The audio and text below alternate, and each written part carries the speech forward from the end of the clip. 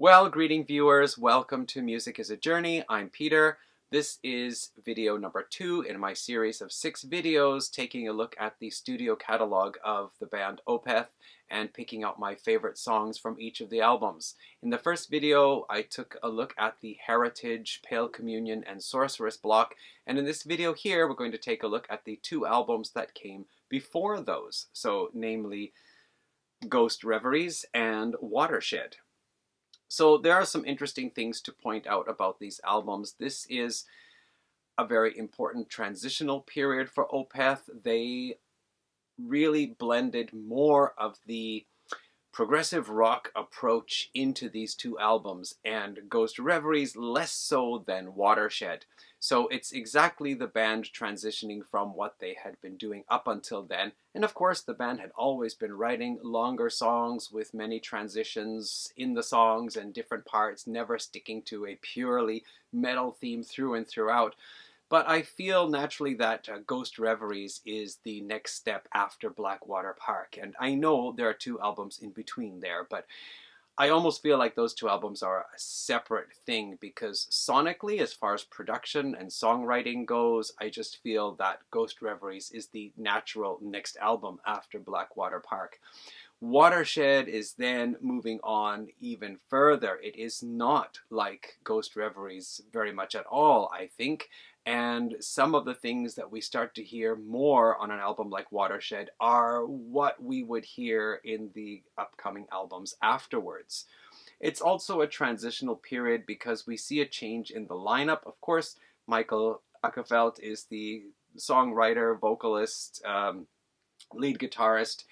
And this is where we see Peter Lindstrom, the guitarist who's been with the band since their first album was released, or recorded and released, and even before then. He makes his final appearance on a band recording here with Ghost Reveries. After that, it's Fredrik Åkesson who takes over as the second guitarist. Well, lead guitarist, right? Martin Mendez is on bass. Martin Mendez is the second longest running member in the band, currently in the band next to Michael. We see the introduction of Per Wiberg coming in on keyboards, so he makes his appearance as a regular band member. Prior to that, Opeth were a 4-piece band with guests and often other members like Michael himself, for example, playing keyboard parts, or Steve Wilson playing keyboard parts, whatever. But now with this album, they have a permanent 5th member keyboard player. So Per Wiberg being the keyboard player on both of these albums. And then we see Martin Lopez making his final appearance on drums on this album. He, of course, joined the band with My Arms, Your Hearse way back in the late 90s. So his final appearance on here, and then Martin Axelrod coming in on drums here. And Martin, of course, would then appear on the next few Opeth albums up until the most recent one where, once again, we have a new drummer. So we see this important lineup change, new guitarist and new drummer between these 2 albums here. And we also see the band introducing more and more progressive rock elements in the music.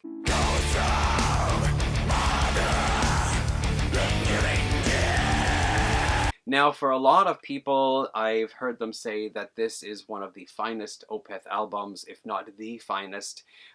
This track, Baying of the Hounds, one person in one video I watched said that it is his favorite Opeth track of all time.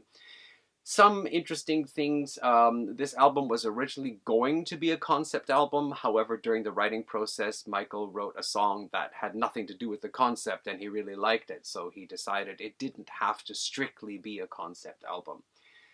There is a track on here called Atonement, which is followed by a track called Reverie and then Harlequin Forest. On my CD copy, Reverie / Harlequin Forest appear on the same track. However, this is not correct. Reverie is actually a short instrumental track which was originally put as a backwards track between Atonement and Harlequin Forest. So if you were to just skip through the tracks, like go directly to Harlequin Forest, or after Atonement skip to another track, you wouldn't hear Reverie. It would be a track in between those two, counting backwards. However, it was later on attached. Track listing wise, it is listed as attached to Harlequin Forest. However, in the actual track cuts, it appears as an instrumental at the end of Atonement. You listen to the track Atonement, at least on my CD copy, and Atonement finishes, there is a short pause, and then there's this short instrumental, which then stops, and then Harlequin Forest starts. So I often wondered, how could this Harlequin Forest track be split with Reverie? Where was this Reverie track? Was it the heavy part at the beginning, but then we return to that later? Anyway, that's what that's all about. Now, Harlequin Forest is an interesting track to pick because one person said it was his favorite track off the album, and I agree, this is also my favorite. Opeth are known for writing long songs, like 10, 12-minute, 13-minute long songs that have several transitions, sometimes really mean and heavy with growly vocals, sometimes melodically metal, like big open chords, melodic open riffs, open chord riffs, clean singing, and then of course almost always some acoustic or clean guitar transition and more mellower piece. And I think with Harlequin Forest they really achieved one of their best works in putting all those elements together very cohesively. I also love this one part with just a very simple riff, that Opeth are known for writing some very long riffs. I think I counted some of their riffs take like 4 measures to complete one complete iteration of a riff, and then it takes another 4 measures in order to do the second iteration of it. So sometimes when they just put in a very simple metal riff like that, it really stands out and gets my attention. Now, I want to say one thing about the track Grand Conjuration, the Grand Conjuration, because that really has such an evil mood to it. And one of the things that I sometimes feel when listening to Opeth songs, there are parts that are just so good, and then they transition into something else, and they never come back to that really, really good part again. And I sometimes think, like, couldn't you just write a normal metal song? Which I don't think they've ever done. But in the case of the Grand Conjuration, there is no dramatic transition into something completely different. Even when the music kind of holds back on the heavy guitars and you just have maybe like a bass and drums and a bit of clean guitar in the background, it still keeps that sinister mood to it. I love how in some parts you can hear voices whispering as if like cloaked figures are standing in the shadows just outside of your field of view, but you can hear them. It is really positively an evil sounding song from start to finish, and the death growl vocal parts where he sings the eyes of the devil fixed upon the sinner. It's just like, wow, what an image comes to mind, especially with those growling, roaring vocals. So I think the Grand Conjuration could almost be a favorite. I just love that track so much. But I think overall, probably Harlequin Forest is the one that I like the best. So anyway, that is from the Ghost Reveries. And I guess I forgot to mention, as I've been doing with the other albums, this was released on August 29th, 2005 on Roadrunner Records. And actually, this was the band's move over to Roadrunner Records. And a lot of people thought they were selling out because Roadrunner Records was known as a label for more, I don't know, trendy, I guess, or mainstream type groups. So some people thought, oh, they're going over to Roadrunner. That means they're going to change their style and become like more, mainstream type band. So, listen to the album and see how far that went, really. I mean, come on. Okay, next, let's take a look at Watershed.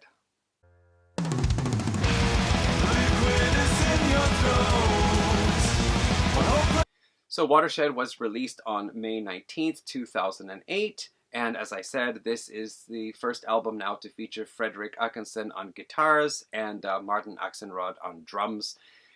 This album, very curiously or interestingly, starts with a very beautiful acoustic piece called Coil with Michael Åkerfeldt singing, and then also Natalie Lorich, I think her name is Lorich, singing on here as well. A very lovely piece, and in fact, early on in my exploration of the Opeth catalog, I was still not into the really harsh death growl type vocals, so after getting Heritage and looking back on iTunes, I thought, well, this song Coil is really nice, so I actually bought the download for that song. And I still really like it. There's some beautiful guitar in there, some beautiful vocals, and of course, a very sorrowful song, which Opeth are very good at writing. However, you know, it is the second track, which I think was originally intended to be the first, or the third. I forget what I heard now. But anyway, the second track, Heir Apparent. Okay, that's my pick. That's my pick for my favorite track off this one. It starts with just such a mean chord. It sounds like something Voivod might have done, actually. And of course, it gets into a very heavy and intense part. An interesting thing I heard somebody point out is that as heavy and as intense as it is actually just performed on a 6-string guitar with standard tuning. There's no down tuning, there's no 7-string, 8-string guitar, anything like that, like a lot of these ultra heavy bands are doing these days. It's just showing you can be really freaking heavy with standard tuning on a 6-string guitar. Of course, it moves into some other parts. There are these transitions, some of them hinting at more progressive things. You get also like a lot of acoustic guitar parts coming in, but it's overall a pretty intense and heavy song, and I really dig it. It's just one of those tracks like The Grand Conjuration that just fill me with this kind of emotion, like, yeah, kind of feeling. Now, the follow-up track to this I consider almost on equal footing. It's a little bit more progressive, The Lotus Eater. It has that one really great part with the keyboards and the guitars, you know, this part here. And of course, a lot of the usual Opeth transitions. And overall, I think it is also a really cool song. Again, clean vocals, death growl vocals, and so on. I would almost pick Lotus Eater or the Heir Apparent, like Heir Apparent, one or the other, depending on the day. I have heard some people say that they didn't like the Lotus Eater as much. Not really sure why. But a lot of people say that this album is really a brilliant album through and through, except one person noting that the last 2 tracks probably weren't as good as the rest of the album.